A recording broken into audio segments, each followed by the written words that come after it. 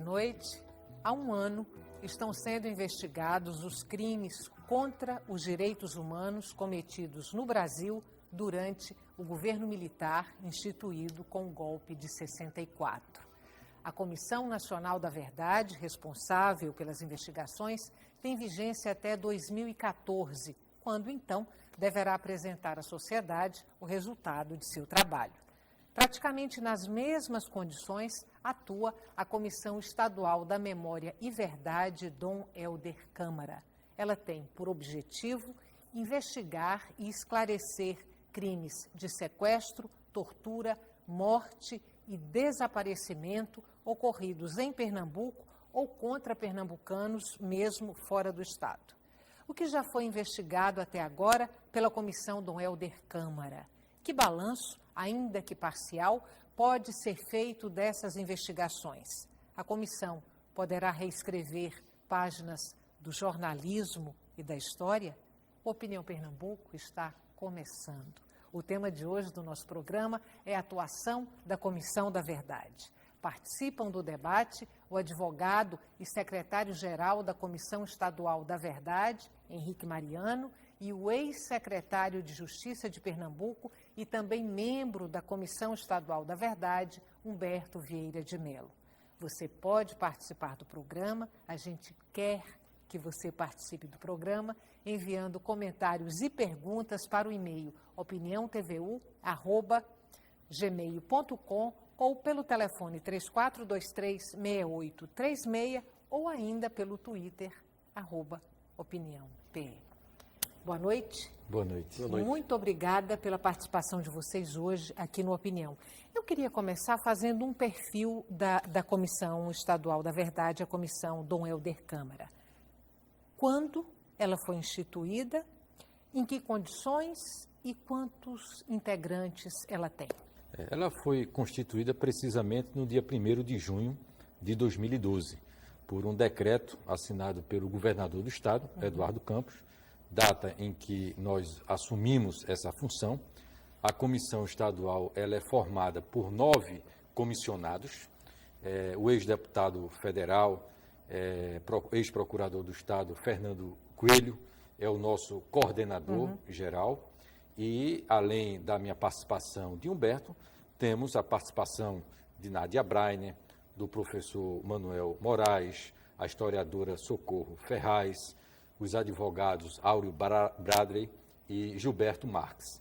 Então, é uma comissão e nós contamos ainda com a estrutura de 9 assessores, né?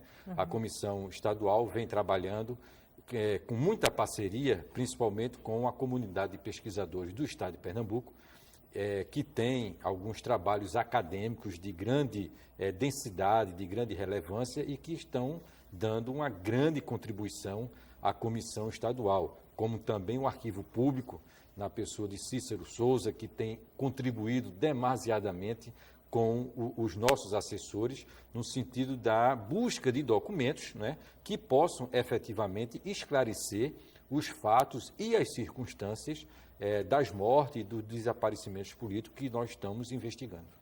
Esses integrantes foram indicações do governo e da sociedade civil? Só uma retificação que Henrique falou em decreto, na realidade foi uma lei, não foi um decreto. A lei prevê 3 representantes escolhidos pelo governador e 6 escolhidos pela sociedade civil. A Comissão Nacional da Verdade tem vigência de 2 anos, ganhou mais 6 meses agora, mais 6 meses de trabalho aí pela frente. A Comissão Estadual, a vigência é a mesma, são 2 anos, é o mesmo prazo ou tem diferenças aí em relação à Comissão Nacional? Pela lei que foi instituída pelo governo do estado de Pernambuco, inclusive, Pernambuco foi o primeiro estado a criar uma comissão da verdade estadual por lei. Então, o nosso prazo é de 2 anos, prorrogável por mais 2. 2 anos vencidos agora em 2014. Prorrogável por mais 2. A Comissão Nacional, quando foi constituída pela Presidência da República, ela previu 2 anos apenas, concluindo agora no primeiro semestre de 2014. Mas ontem, através de uma decisão presidencial, esse prazo foi prorrogado por mais 6 meses. Então, teremos aí para a Comissão Nacional até o final de 2014, para que eles possam apresentar o relatório final, realmente, dos trabalhos da Comissão Nacional da Verdade. Prazo de investigação. A Comissão Nacional vai de 46 a 88. A estadual obedece esse mesmo recorte? Porque esse é um recorte constitucional. A própria Constituição brasileira, quando trata da anistia, dos crimes e da revigoração da democracia, ele estabeleceu esse prazo de 46 a 88. São 16 audiências públicas até agora, mas todas elas focadas aí nesse regime do regime militar, de 64 até 88. Veja, o universo legal é esse, mas eu acho que o universo de investigação será de 64 para trás. É fundamental a gente estabelecer essa data de 46, porque, na realidade, em Pernambuco, a estrutura de repressão ela é originária do Estado Novo. Se você fizer um levantamento, o que aconteceu no Estado Novo, existem personagens, pessoas que tanto estavam no Estado Novo como estavam no golpe de 64, no setor de repressão. Então, em Pernambuco é importante esse indicador de tempo, 46 a 88, embora a grande concentração de nossa investigação seja de 64 para cá. Uma das críticas feitas à Comissão Nacional é o período curto de 2 anos. Os críticos dessa condição dizem que é um período muito curto para se investigar tanta coisa. No caso da Comissão Estadual, são 4 anos, quer dizer, 2 podendo ter uma prorrogação de mais 2 anos. Se a gente considerar aí 4 anos, esse é um período satisfatório para se investigar esses crimes contra os direitos humanos de 46 até 88? Ou ainda falta tempo para isso? Olha, isso é um tipo de trabalho que é difícil, ao meu ver, se mensurar um prazo certo e determinado, em face das dificuldades que as comissões têm, seja ela a comissão estadual ou a comissão nacional, para montar e fazer o resgate histórico. Nós estamos trabalhando dentro de uma realidade onde muitos dos protagonistas já faleceram, né? Então, hoje nós já temos plena consciência de que parte, inclusive, do acervo documental das antigas instituições que integravam um sistema de repressão política no Brasil foram destruídos. Mas, mesmo assim, eu acho que a Comissão Estadual e a Comissão Nacional têm efetivamente contribuído e avançado. Temos avançado. Eu acho que esse sistema de audiência pública é muito importante, né? Nós temos realmente convidado, eu falo agora especificamente na Comissão Estadual, nós temos convidado pessoas que efetivamente participaram daquele momento, seja na condição de vítima, de ex-torturados, ex-militantes políticos que foram perseguidos. Também temos o dever também de ouvir o outro lado, né? Já ouvimos na Comissão Estadual o ex-major Ferreira, que foi também uma pessoa que participou aqui de todo esse processo de repressão. Então, eu acho que, dentre as condições... Ele foi convocado. Ele foi convocado e participou. Não foi espontaneamente. Não, ele foi convocado, né? A Comissão Estadual, nós não temos poder judicante. Nós convidamos as pessoas e elas têm comparecido até o momento. Então, nós temos feito sistematicamente esse tipo de sessão e temos também feito algumas ouvidas reservadas a pedido dessas próprias pessoas, porque nós temos que respeitar isso e, por lei, nós temos esse dever constitucional até de resguardar determinadas informações que pessoas que, por algum motivo ou outro, não tenham interesse ou não queiram se expor. Mas eu acho que, dentre as dificuldades, a Comissão Estadual do Pernambuco e a Comissão Nacional também tem avançado.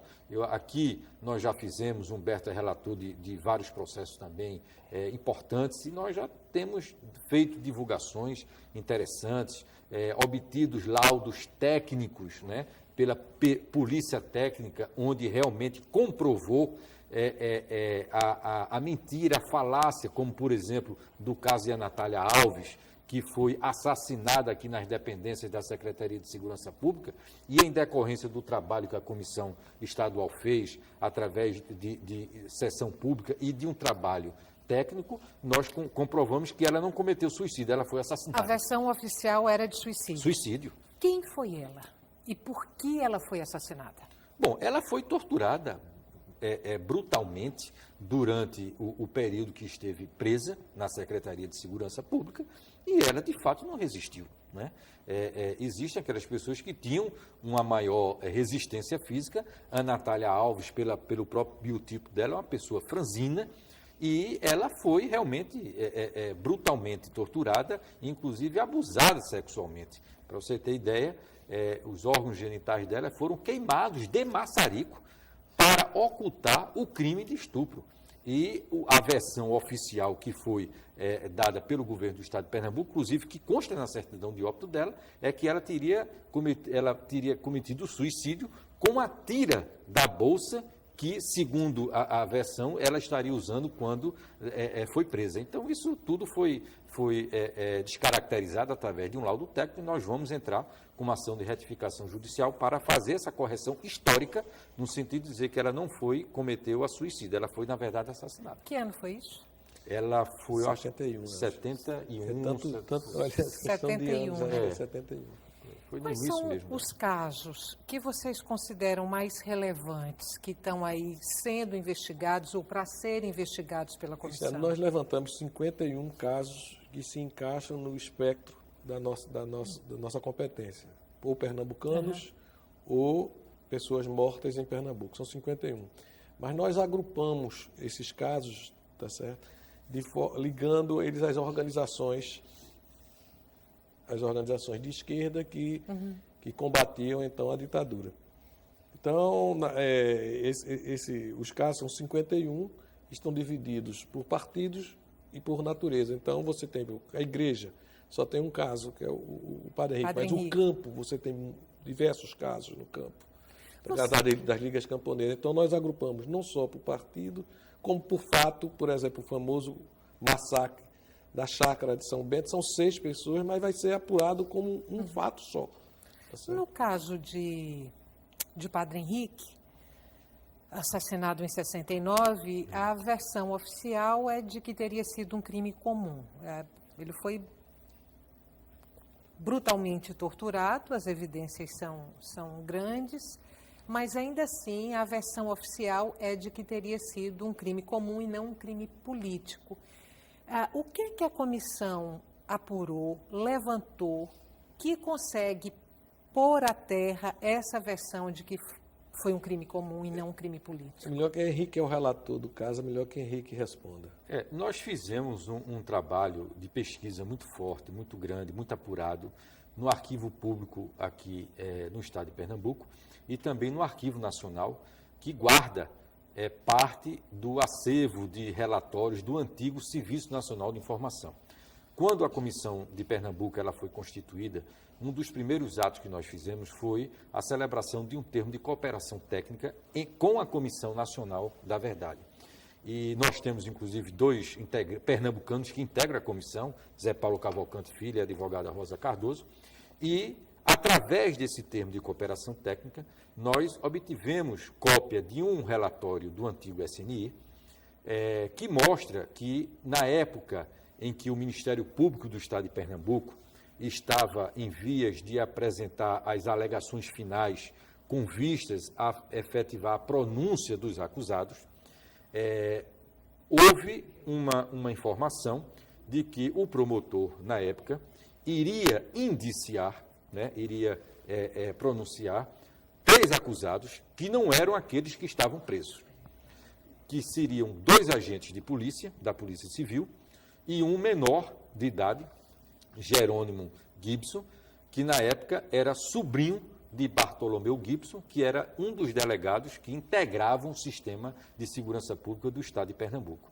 E, em face dessa informação, o então ministro da Justiça designou o consultor jurídico Leonardo Greco, que veio a Pernambuco, e neste relatório indica que houve uma total interferência do consultor jurídico no trabalho que estava sendo desenvolvido pelo Ministério Público, Tanto é que o Ministério Público não faz nas suas alegações finais, não pronuncia as pessoas que eles iam acusar. Eles apenas apresentam a acusação contra Rogério Matos, que este sim ainda está vivo, inclusive já foi até ouvido pela Comissão Estadual da Verdade, e Rogério aparece como uma pessoa que participou do assassinato do Padre Henrique em todos os cenários. Mas o que se comprova é que houve realmente uma interferência, uma subjugação, na verdade. O Ministério Público foi subjugado pelo Ministério da Justiça, numa interferência absoluta e total. E outros documentos que nós apresentamos foram escutas telefônicas, né, que nós conseguimos cópias, que os agentes da Secretaria de Segurança Pública monitoravam 24 horas por dia a Dom Helder Câmara e todo o clero pernambucano, dentro dos quais o padre Antônio Henrique, que na época era um dos principais assessores integrantes da Igreja Católica de Pernambuco, e que fazia, naquele momento, um trabalho de conscientização social, de inserção social junto aos jovens. E para os olhos da repressão, um trabalho desta natureza feita naquela época era considerado como um trabalho subversivo. Então, e além do mais, a comprovação de que, um mês antes do assassinato do padre Henrique, houve o atentado contra o então estudante Cândido Pinto, que recebeu 2 tiros, ficou paraplégico, e no mesmo dia que houve o atentado do estudante Cândido Pinto, o Juvenato Dom Vital, local onde o padre Antônio Henrique dava aula para os jovens, foi alvejado por vários tiros de metralhadora por pessoas que gritavam o nome da sigla CCC. Então, a Comissão da Verdade reuniu todo esse material e comprovou, de forma cabal, que o padre Antônio Henrique ele foi assassinado por um crime político e não um crime comum. Inclusive, no início das investigações, houve uma tendência, uma corrente, que, para desqualificar o trabalho que o padre Antônio Henrique fazia, deram a versão que teria sido um crime passional. Mas, 6 dias após o assassinato do padre Antônio Henrique, o então governador de Pernambuco, Nilo Coelho, constituiu uma comissão judiciária de inquérito, com a função de apurar a responsabilidade. Mas essa comissão ela não chegou efetivamente a uma conclusão, mas concluiu naquela oportunidade que o crime dele tinha sido um crime comum e não um crime político. Vou ter que chamar um intervalo, mas me responda só uma coisa. Você citou o nome de uma pessoa envolvida no assassinato de Padre Henrique, essa pessoa ainda viva. Somente essa pessoa está viva, dos envolvidos no assassinato dele? Os 2 agentes de polícia já faleceram, que era Rível Rocha e Jerônimo, e Humberto.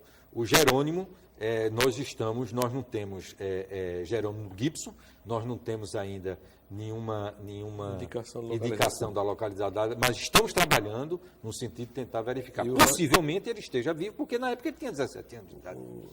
Estela, é importante dizer que neste relatório do SNI, que conclui que o promotor iria denunciar os 3, ele conclui também de que essas pessoas eram responsáveis. Verdade. Tá certo? Taxativamente o SNI diz que o crime, o informante, que a gente não sabe, não consegue identificar quem é o agente do SNI que faz o relatório, naturalmente, ele diz que o crime foi cometido por jovens radicais de direita aliados a agentes da Polícia Civil e dá os 4 nomes. Um intervalo curto. A gente volta daqui a pouco para continuar essa conversa. O tema de hoje do Opinião Pernambuco é a atuação da Comissão Estadual da Verdade. Você pode participar do nosso programa fazendo perguntas e comentários pelo e-mail opiniãotvu@gmail.com, pelo telefone 34236836 ou também pelo Twitter @opiniãope. A gente volta já.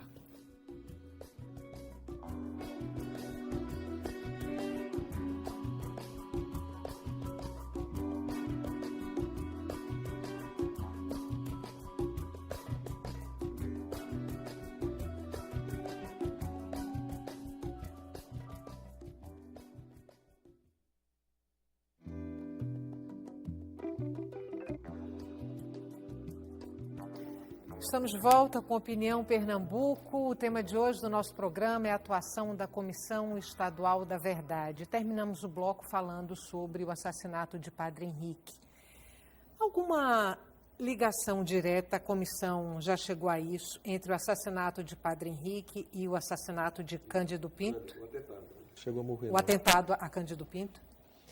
É o seguinte, o atentado de Cândido Pinto ele se dá 30 dias, um mês antes do atentado do Padre Henrique. Ele tem semelhanças, porque o veículo utilizado era a famosa Rural Verde, que era utilizado pelo DOPS. O DOPS é a Delegacia de Ordem Política e Social. E nesse crime, a apuração desse crime, ele chega à pronúncia do Major Ferreira. Tá certo? O Major Ferreira ele é pronunciado por esse crime. Esse processo corre durante muitos anos e, ao final, o Supremo Tribunal tranca a ação com habeas corpus por falta de prova. Tá certo? O grave desse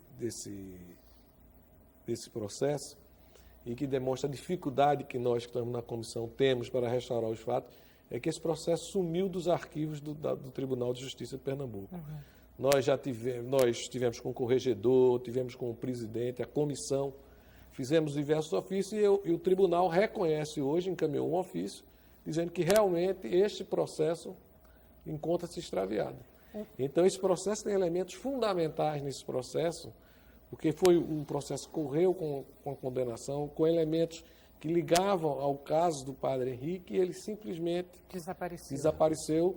Uma coisa que chega a ser estranha, porque a Justiça tem processos muito mais antigos do que esse, que se encontram nos seus arquivos. Todos, eu e Henrique, como advogado, diversas vezes conseguimos tirar de arquivos processos, e esse, que é um processo importante, devidamente identificado, simplesmente sumiu. O que nós conseguimos são peças do inquérito policial.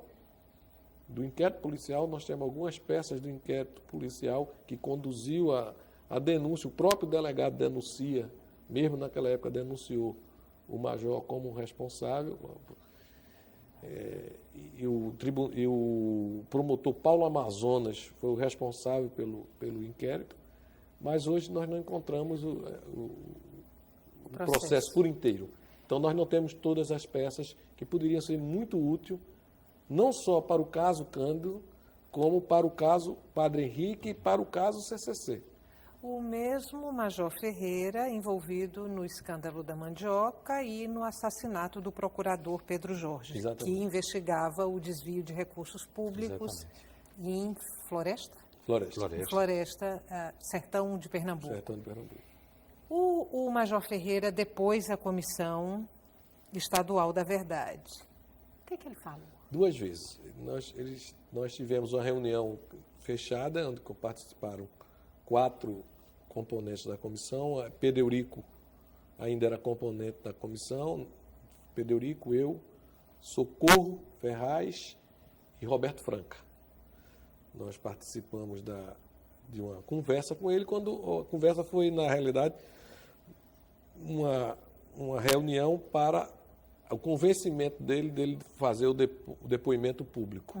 E depois ele fez o depoimento público. Bom, ele é uma pessoa de extrema inteligência, não tem uma palavra um jogo de xadrez, não tem uma palavra que ele não diga que não tem uma conotação na frente.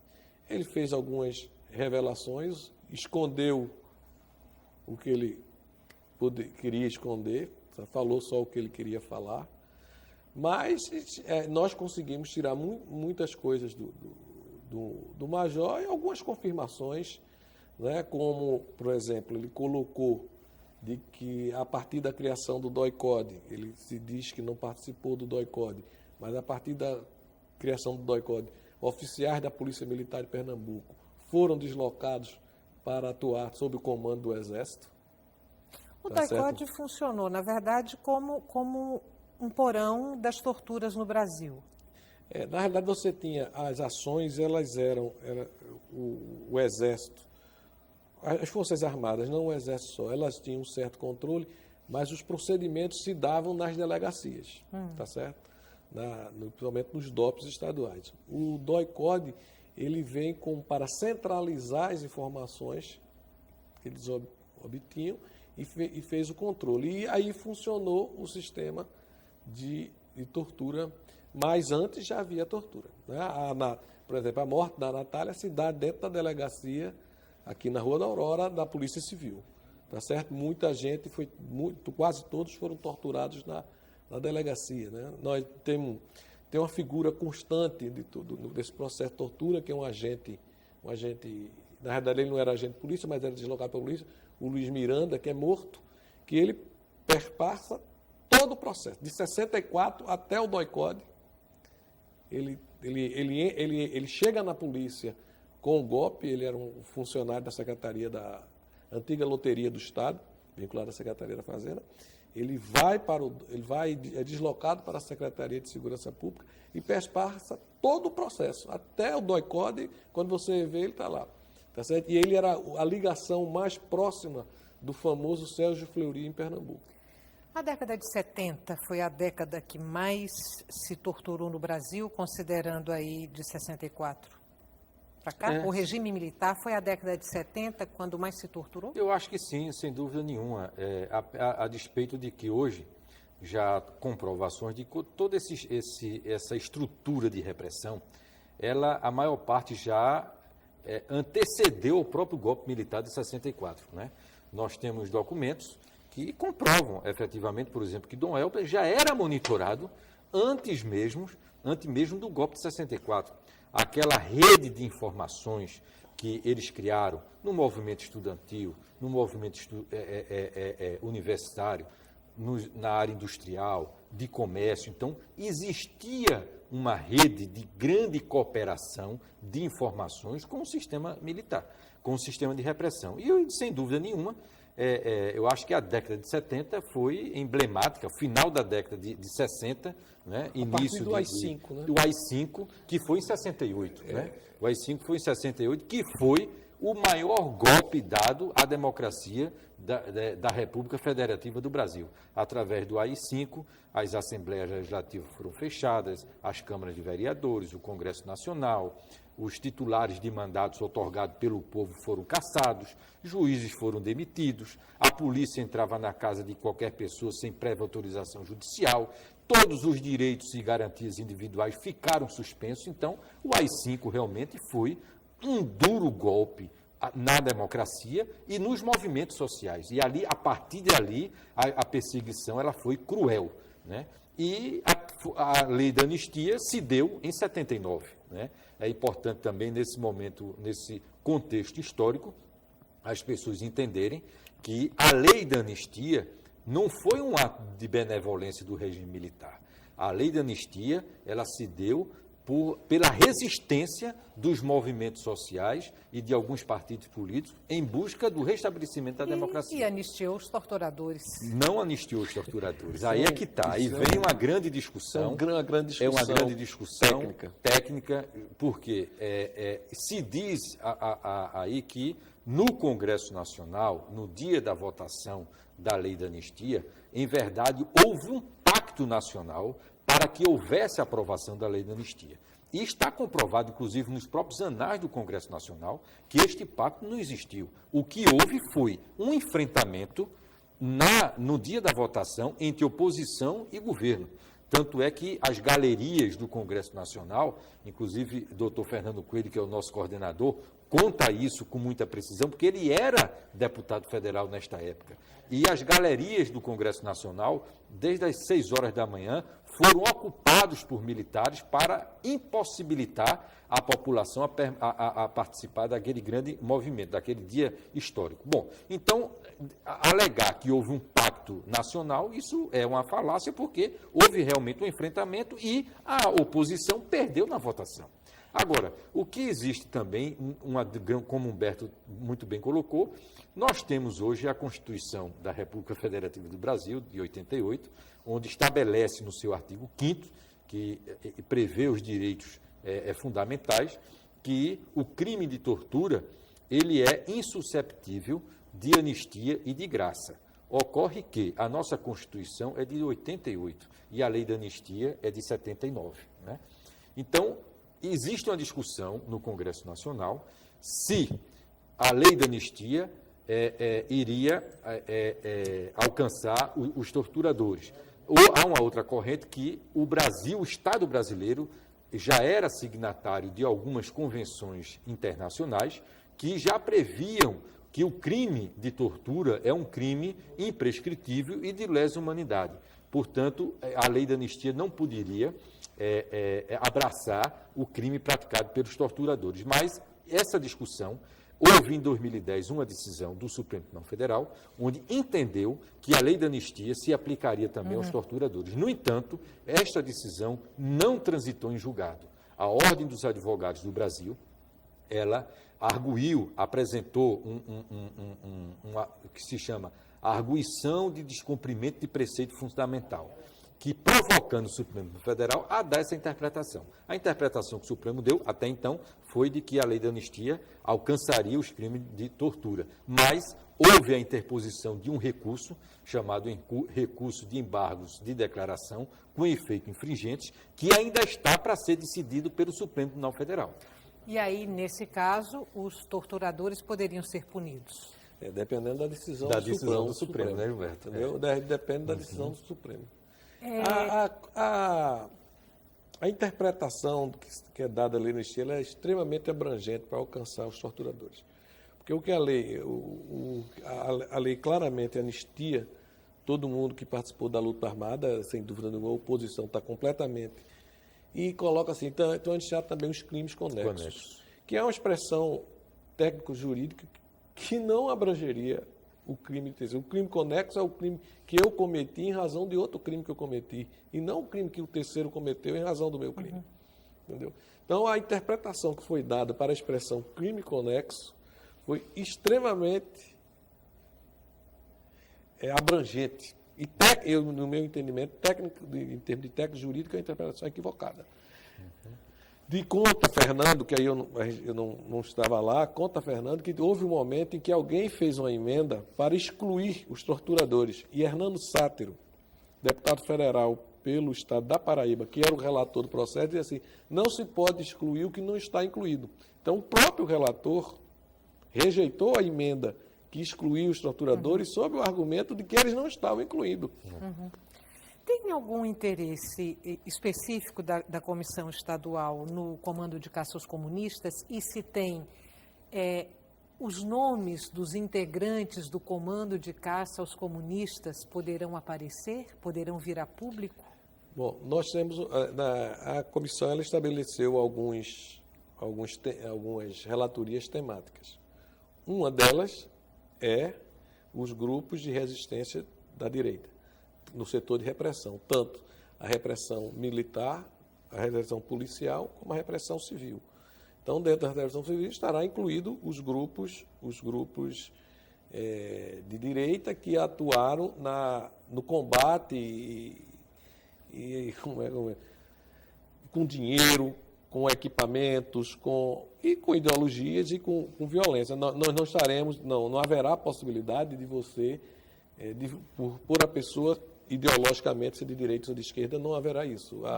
A nossa pretensão é tentar localizar as pessoas que praticaram atos de violência, que praticaram atos que feriram direitos humanos. Tá certo? A ideologia, o fato da pessoa ser de direita ou ser de esquerda, nós seremos. O CCC agiu com muita violência. Sim, então nós teremos muitas vezes. Nós teremos que identificar quem são essas pessoas. Certo? Existe uma relatoria, acho que talvez seja o tema mais nervoso da coisa, porque para chegar a esses nomes é uma busca. O CCC. Porque veja, eles eram os informais. É muito mais fácil eu chegar e dizer a você quem são os agentes de polícia que estavam no dia que a Natália estava lá, porque eu tenho a lista eles eram formais. Então, eu chegar assim e dizer assim, Luiz Miranda, eu tenho lá o prontuário de funcionário dele. Eu sei que naquele dia ele estava de plantão, no dia que ela morreu. Tá certo? As pessoas reconhecem. Entendeu? O outro, eles eram informais. Vamos usar, eles eram clandestinos também. Eles atuavam, eles não botavam a cara. Entendeu? Tem uma coisa que pouco se fala, quando se fala na tortura, se fala muito da figura do torturador, do agressor imediato, e pouco se fala dos empresários que financiaram a tortura no Brasil. Há evidências de empresários financiadores de tortura em Pernambuco? Não, financiador de tortura não, mas financiadores da repressão, sim. Tá certo? Agora, até onde eles sabiam que haveria tortura, não, mas financiadores, quer através de equipamentos, quer através de dinheiro, tem. A gente tem um depoimento de um coronel, dado num livro para a Biblioteca do Exército, que ele dá nome de dois empresários pernambucanos. Além de darem essa o contribuição... Major Ferreira, quando falou, indicou um empresário também. Ele indicou o empresário. Indicou, e que nós comprovamos. E que comprovamos. A ficha dele no SNI. Tudo. Exatamente. Existiam parte da classe do empresário, comerciante também, que contribuíam com informações, né, que eram regularmente passadas para a Secretaria de Segurança Pública. Eles eram pessoas credenciadas e tinham ramificações na classe política, no poder judiciário, porque o sistema de repressão... Os clubes de serviço. Os clubes de serviço, em associações profissionais. Então, é importante a gente compreender como funcionava a estrutura de repressão. A estrutura de repressão não ficava restrita ao Exército ou à polícia. Muito pelo contrário, a repressão tinha os seus tentáculos ligados ao movimento estudantil, ao empresariado, ao comércio, ao prestador de serviço. Então, era uma rede realmente, é por isso que se diz que o golpe foi um golpe civil-militar, porque, indubitavelmente, grande parte do segmento civil aderiu e participou. E essas pessoas, parte desse empresariado, desses comerciantes, que contribuíam com essas informações, tinham o seu retorno com algumas benesses do Estado, como financiamento em banco e por aí vai. Mais um intervalo curto, a gente volta daqui a pouco para continuar essa conversa. O tema de hoje do Opinião Pernambuco é a atuação da Comissão Estadual da Verdade. A gente volta já.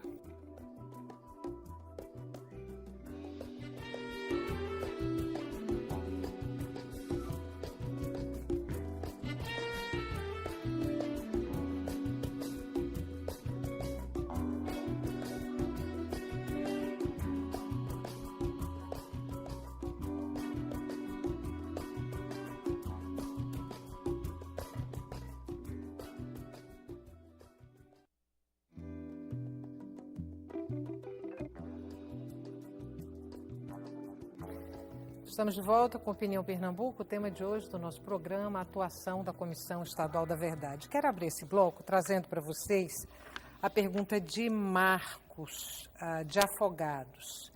Em algum momento, políticos que participaram da ditadura tentaram vetar a Comissão da Verdade. A comissão sofreu ou sofre alguma ameaça?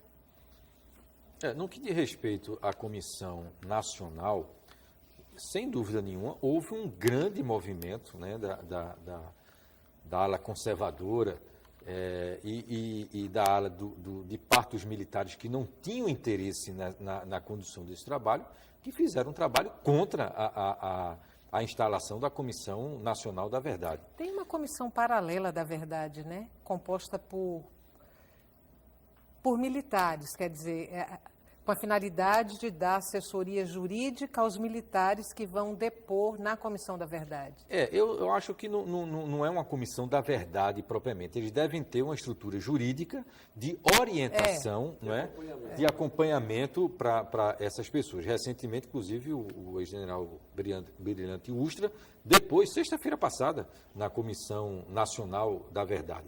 Então, sem dúvida nenhuma, houve essa mobilização de alguns setores contrários à Comissão Nacional da Verdade, mas, naquele momento, eu acho que a presidente da República, Dilma Rousseff, agiu com muita objetividade, com muita coragem, instaurou e nomeou os integrantes. E a comissão está aí trabalhando. Eu acho que essas resistências existem, Mas é um trabalho, como se diz, é um trabalho que a gente tem que fazer sem esse tipo de preocupação. Eu acho que o Brasil hoje vive num Estado democrático de direito consolidado, né? Nós temos hoje as nossas instituições funcionando em sua plenitude. Acho que o momento político que o Brasil vive hoje é muito diferente de 10 anos atrás, inclusive de 15 anos.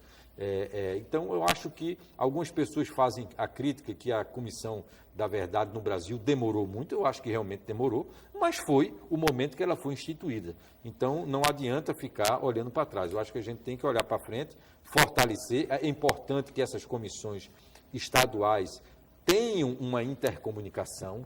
Por exemplo, nós temos casos aqui, por exemplo, do ex-militante e o ex-estudante Fernando Santa Cruz, Eduardo Collier, que ambos eram pernambucanos. Já teve audiência pública para tratar desses casos, né? Teve já, o nosso relator, um dos relatores, o professor Manuel Moraes, vem trabalhando intensamente nesse processo. Por exemplo, Fernando Santa Cruz e Eduardo Collier, eles são objeto de investigação pela Comissão de Pernambuco, pela Comissão Estadual do Rio de Janeiro, que foi recentemente empossada, pela Assembleia Legislativa do Estado de São Paulo e pela Comissão Nacional. Agora, em Pernambuco, nenhum comportamento hostil em relação à comissão? Que eu, pessoalmente, eu possa ter sentido, não. Acho que a comissão veio, acho que o fato da nossa comissão ter o nome do Helder Câmara, ela como que nasce com um escudo de um tamanho do mundo. É verdade. Gregório Bezerra é objeto da comissão? Especificamente a tortura sofrida por ele, sim. Aqueles 51 casos que nós tratamos são os casos de mortos e desaparecidos. Há ainda o caso do Cândido, que o atentado dele não morreu, ele veio morrer anos depois. Né? E o caso de Gregório Bezerra, com certeza, é um dos casos, como é os casos da vida dos presos, dos militantes presos. Há também um acompanhamento do comportamento do sistema penitenciário pernambucano com os presos. Mas já teve audiência pública para tratar do caso Gregório? Não, especificamente não. Nós vamos fazer, estamos já trabalhando nesse sentido. Inclusive, o filho de Gregório sempre participa das nossas sessões públicas, né? E até fisicamente ele lembra muito o pai. Parecidíssimo. É impressionante. E ele é uma pessoa extremamente lúcida, sempre faz um contato direto conosco da Comissão da Verdade, mas sem dúvida nenhuma, porque o Gregório Bezerra foi vítima de uma das grandes violações de direitos humanos, né, no estado de Pernambuco, e no Brasil, eu acredito, pelo tudo que aquele homem sofreu, de perseguições, de humilhação. Então, indubitavelmente, o caso de Gregório Bezerra já está sendo trabalhado. Fará parte do relatório. E fará parte do relatório e também de audiência pública. A tortura que ele sofreu, tortura pública, né? Arrastado, acorrentado, espancado ali na Praça de Casa Forte, isso foi documentado pelas televisões locais? Bom, existe a notícia de que uma das televisões teria filmado e teria, inclusive, exibido na televisão à noite. Naquela época devia ser videotape, né? 64, eu acho que devia ser... O sistema devia ser de videotape. E que teria sido exibido. Mas ninguém conhece, a gente não consegue esse filme. Tá certo? Se foi feito, sumiu, desapareceu. Consta nos livros, no livro de Paulo Cavalcante, ele consta isso, na memória das pessoas, que as pessoas viram, entendeu? Mas a notícia que tem é que teria se perdido essa imagem, né? Mas a comprovação da existência do fato, isso é inconteste. Isso existe em várias literaturas, né, Humberto? Depoimentos. Depoimentos.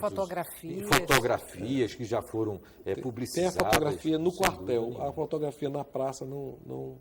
E tem, inclusive, depoimento dele, né, relatando como tudo aconteceu. Acho que faz parte do acervo da Fundação Joaquim Nabuco, esse depoimento. Nós temos já todo esse existe um depoimento, material. Nesses depoimentos aí de polícia de coronéis, que é um depoimento dado na biblioteca, tem um deles que trabalhava na época, se via na época no quartel, que ele relata. Tortura contra camponeses também é objeto da nós comissão? Temos uma relatoria própria. Repressão no campo, porque a repressão no campo ela não só está ligada à questão política e policial, mas muito mais ligada à questão trabalhista e à utilização de milícias pelos grandes proprietários rurais Milícias contra as grandes lideranças camponesas. Se aproveitaram do momento, né? A gente tem que imaginar que o Brasil ele passou um grande período de contra-propaganda comunista, contra qualquer pessoa que fosse comunista, era mal vista, era o Papa Figo, né?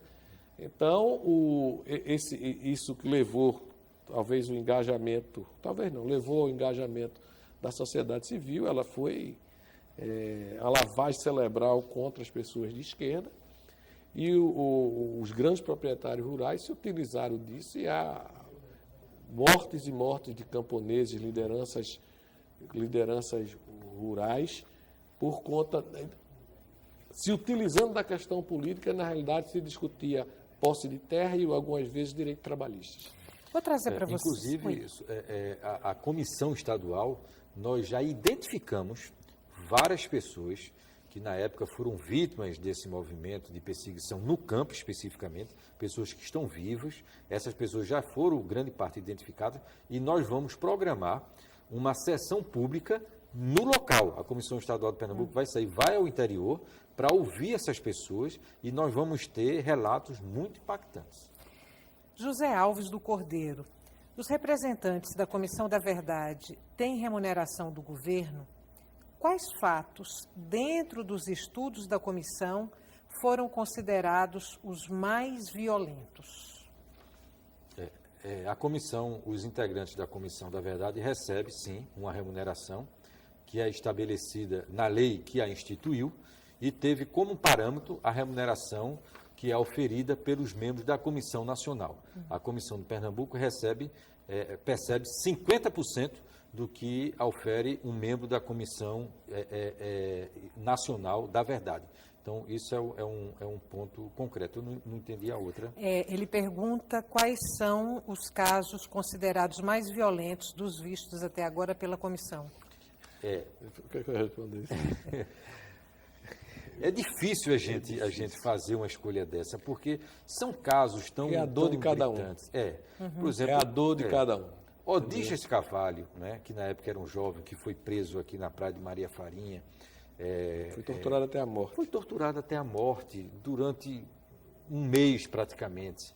Um rapaz jovem, com toda a vitalidade, com toda a vida pela frente, foi realmente morto sob tortura. Teve como atestado causa-mortes, embolia pulmonar. Nós já estamos com vários elementos, vamos reverter essa situação. Temos o caso de Ana Natália Alves, que também já foi citado aqui, um caso gravíssimo. O caso do padre Antônio Henrique também, né? um caso bárbaro da de forma... Ezequias, né? De Ezequias. Ezequias é 8 horas. Em 8 horas ele estava morto. São números. Entre o momento que ele foi preso e o momento em que ele o corpo dele foi localizado, e só se reconheceu isso 20 anos depois, se descobriu que aquele corpo era o corpo de Ezequias, levou 8 horas. Morto sob tortura. Sob tortura. E o pior, agora a gente não pense só no que morreu. A grande vítima, talvez, da tortura, os que ficaram vivos. A gente faz depoimento que as pessoas chegam no meio, pessoas com 65, 67 anos, que desmoronam, choram. É uma dor permanente. Familiares, amigos. E as próprias vítimas. As próprias vítimas vão depor, vão contar. Daqui a pouco é um homem de 67 anos, 68 anos, que desmorona completamente. Porque é uma dor permanente. Porque a tortura, ela não tenta tirar de você pela dor, tenta tirar de você porque desmoraliza você como ser humano. Tira de você a condição humana. A dignidade. Não é a dor que faz com que a pessoa não resista à tortura. É a dignidade dela que vai sendo roubada. Tá certo? E isso ele leva. Tem pessoas que não aguentaram a tortura e abriram um ponto. Esse ponto gerou na morte desse companheiro. Ele leva essa culpa, porque não aguentou a tortura, tá certo? É aquela história, por que o outro morreu e eu não? O outro morreu porque aguentou e eu não morri, mas eu não aguentei e alguém morreu porque eu não aguentei. Então, a dor. Então, você não dá para a gente mensurar o que foi pior. Qual é a pior? Foi uma violência brutal, e as pessoas que ficaram vivas da tortura, essas levam para o resto da vida, tá certo? Esse sofrimento. Tem um depoimento de Maria Rita Kell, que faz parte da Comissão Nacional, é a única psicanalista da Comissão da Verdade, em que ela diz que duas coisas chamam muita atenção dela na ouvida dos depoimentos. A primeira é a dor das vítimas, né? Uma dor, como você disse, que faz a pessoa desmoronar, e a outra é a capacidade de mentir dos torturadores. Vocês já chegaram a ouvir aqui algum acusado de tortura na Comissão Estadual? A gente ouviu um confesso, né? O Cláudio Guerra, ele veio, que escreveu esse livro, A Guerra Suja, que ele conta tudo, ele resolveu abrir, e ele veio do Espírito Santo para cá e contou a gente. E na realidade, quando você ouve essas pessoas, eles só falam o que interessa a ele. Na realidade, eles escondem. Embora esse tenha assumido uma série de crimes, uma série de histórias, e uma série de acontecimentos, mas você sente isso. Eu vou correr aqui um pouquinho, porque tenho muitas perguntas e pouquíssimo tempo. Geraldo Peixoto, do IPSEP, fui perseguido até 1986, perdi meu emprego, mas nunca fui reintegrado pela Justiça. Como posso fazer para ter esse direito? Qual é o caminho? Por onde ele começa? Acho que a lei de anistia tinha um prazo, né? Eu acho que ele já, esse prazo aí já prescreveu. Tem que ver também a motivação, se foi uma perseguição política, né? Ele poderia fazer uma consulta ao Ministério da Justiça, a Comissão de Anistia, que é vinculada ao Ministério da Justiça, que trata especificamente, inclusive, de indenizações que foram pagas às pessoas que foram vítimas de perseguição na época do regime de exceção. Então, a Comissão Estadual da Memória e Verdade, ela não tem essa prerrogativa de indenização, nem a prerrogativa de poder judicante, ou seja, a comissão não vai processar ninguém. Mas, evidentemente, que após a conclusão do trabalho e a depender também da conclusão final do Supremo Tribunal Federal no que diz respeito à extensão ou não da lei da anistia para a questão dos torturadores, nós vamos encaminhar esse material ao Ministério Público Federal. Agora, no caso especificamente do ouvinte, ele deve realmente pedir uma informação à Comissão de Anistia do Ministério da Justiça. Juntar os documentos dele e fazer um requerimento e encaminhar para lá. Fabiano Fontes de Olinda, muitos militares do período da ditadura se queixam das baixas que tiveram, embora só sejam divulgadas as baixas em relação aos perseguidos. Qual a versão oficial do governo? Isso é verdade? Veja, na realidade, esse é o... Vou te dar 30 segundos, eu vou ter que terminar. A esquerda, a oposição ao governo, eles foram julgados e punidos. Essa é a realidade. Não existe crime cometido pela esquerda, atos terroristas, atos que geraram morte, de que os responsáveis não tenham sido identificados, quando punidos. Não mortos, punidos, e foram anistiados. Então, nós estamos tratando da verdade que ficou escondida, e não da verdade já revelada. Para a gente terminar, eu fiz uma pergunta na abertura do programa, se o trabalho da Comissão da Verdade, se essas investigações poderiam reescrever páginas do jornalismo e da história de Pernambuco. Eu acho que sim. Esse é o objetivo. Esse é o objetivo, essa é a nossa missão, é para isso que nós estamos trabalhando. Inclusive, a Comissão de Pernambuco, nós, no ano passado, fizemos um planejamento estratégico, inclusive, para tentar ordenar e planejar melhor a execução desse trabalho. Para você ter ideia, hoje a Comissão de Pernambuco tem 18 mil documentos digitalizados. Então, o acervo documental é muito grande. Então, horas de estudos também são igualmente enormes. Mas eu acho que nós vamos, sim, conseguir alcançar esse objetivo. Para isso, nós estamos, né, Humberto, trabalhando duramente. Bom trabalho para vocês, boa sorte. Muito obrigada mais uma vez por terem aceito o convite do Opinião. Para você que está em casa, muito obrigada pela companhia até agora. Muito obrigada pelas perguntas. E o Opinião Pernambuco volta amanhã.